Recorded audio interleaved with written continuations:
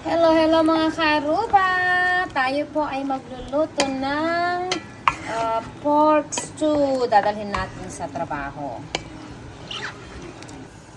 Medyo malambot na ang pork, kaya ilalagay na natin ang garlic. Tapos ilalagay na rin natin ang sibuyas. Ilagay na rin natin ang ating tomato sauce. At eto na nga ang ating pork stew. Lalagyan natin ng konting chili sauce. Lagyan din natin ng paminta. Malambot na ang ating pork stew. So, ilalagay na natin ang patatas at carrots.